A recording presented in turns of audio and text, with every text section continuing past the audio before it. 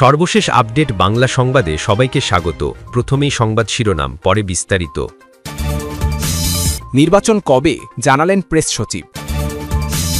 বর্তমান সংকট তৈরি করেছে অন্তর্বর্তী সরকার, মির্জা ফখরুল। পাবনা যাচ্ছেন রাষ্ট্রপতি। 10 মাসে গ্রেফতার 3000 আওয়ামী লীগ নেতাকর্মী। নির্বাচন কবে জানালেন প্রেস সচিব।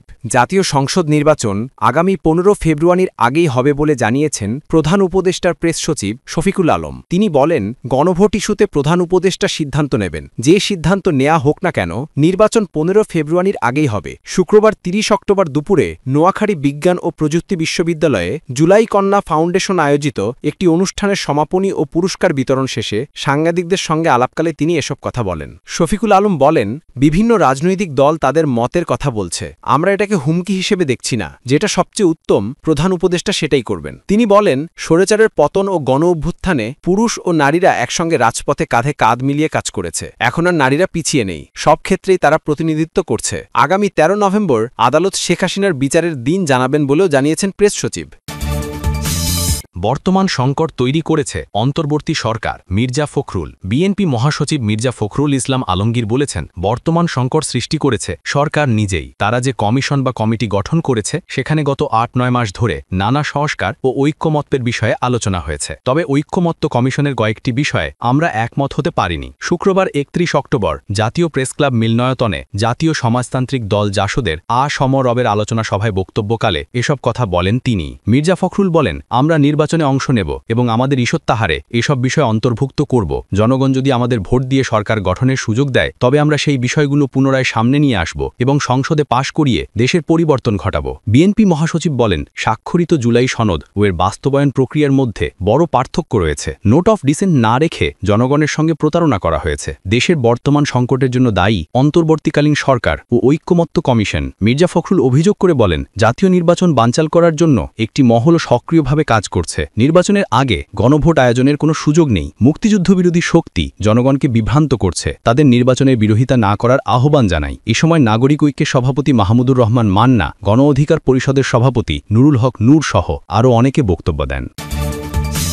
পাবনা যাচ্ছেন রাষ্ট্রপতি। রাষ্ট্রপতি মোহাম্মদ শাহাবুদ্দিন 4 দিনের সরকারি সফরে আগামী বৃহস্পতিবার 6 নভেম্বর পাবনা যাচ্ছেন। গত বুধবার 29 অক্টোবর রাষ্ট্রপতির প্রোটোকল অফিসার আবুল কালাম মোহাম্মদ লুৎফর রহমান স্বাক্ষরিত এক সংবাদ বিজ্ঞপ্তিতে এ তথ্য জানানো হয়েছে। সফরসূচি অনুযায়ী আগামী বৃহস্পতিবার হেলিকপ্টারযোগে পাবনায় পৌঁছাবেন রাষ্ট্রপতি মোহাম্মদ শাহাবুদ্দিন। সেখানে পৌঁছে জেলা সার্কিট হাউসে গার্ড অব অনার গ্রহণ করবেন এবং সেখানেই রাত যাপন করবেন তিনি। পরদিন শুক্রবার 7 নভেম্বর রাষ্ট্রপতি আরিফপুরে গিয়ে তার পিতামাতার কবর জিয়ারত করবেন এবং আত্মীয় স্বজনদের সঙ্গে সাক্ষাৎ করবেন। শনিবার 8 নভেম্বর সার্কিট হাউসে নিকট আত্মীয়দের সঙ্গে দেখা করবেন এবং রাতেও সেখানেই অবস্থান করবেন। সফরের শেষ দিন রবিবার 9 নভেম্বর সার্কিট হাউসে গার্ড অব অনার গ্রহণ শেষে হেলিকপ্টারে করে ঢাকার উদ্দেশ্যে রওনা হবেন রাষ্ট্রপতি মোহাম্মদ শাহাবুদ্দিন। বিজ্ঞপ্তিতে রাষ্ট্রপতি সফরকালীন সময়ে বিধি অনুযায়ী সংশ্লিষ্ট কর্তৃপক্ষকে প্রয়োজনীয় নিরাপত্তা ব্যবস্থা গ্রহণের নির্দেশ দেওয়া হয়েছে। পাশাপাশি জেলা প্রশাসককে প্রশাসনিক সমন্বয় সহ প্রয়োজনীয় যানবাহনের ব্যবস্থা করার নির্দেশনা দেওয়া হয়েছে। 10 মাসে গ্রেফতার 3000 আওয়ামী লীগ নেতাকর্মী। চলতি বছর ঝটিকা মিছিল থেকে প্রায় 3000 আওয়ামী লীগ কার্যক্রম নিষিদ্ধ ঘোষিত নেতাকর্মীকে গ্রেফতার করা হয়েছে বলে জানিয়েছেন ঢাকা মেট্রোপলিটন পুলিশের ডিএমপির মিডিয়া অ্যান্ড পাবলিক রিলেশনস বিভাগের উপ police commissioner DC Muhammad Talebur Rahman. এদিকে বৃহস্পতিবার রাজধানীতে ঝটিকা মিছিল থেকে আওয়ামী লীগ ও এর সহযোগী সংগঠনের 29 জন নেতাকর্মীকে গ্রেফতার করেছে পুলিশ।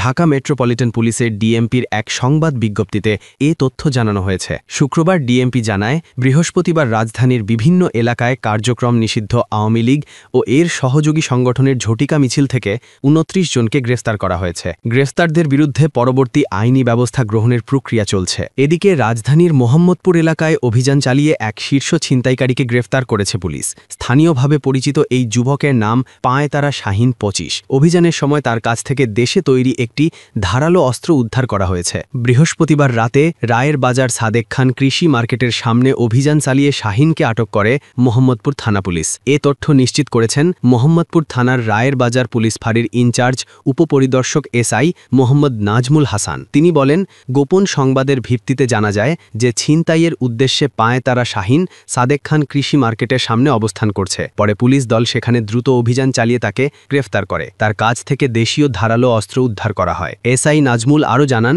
এই শীর্ষ ছিনতাইকারী শাহিনের বিরুদ্ধে মোহাম্মদপুর থানায় ছিনতাই সহ একাধিক মামলা এবং কয়েকটি মামলার ওয়ারেন্টও রয়েছে। তাকে দ্রুতই আদালতের মাধ্যমে জেলহাজতে পাঠানো হবে। জানা গেছে, গ্রেফতারকৃত শাহিনের গ্রামের বাড়ি হবিগঞ্জের শিবপুর এলাকায়। ঢাকায় তিনি রায়ের বাজার প্রেমতালা গলির মমতাজের বাসায় ভাড়া থাকতেন।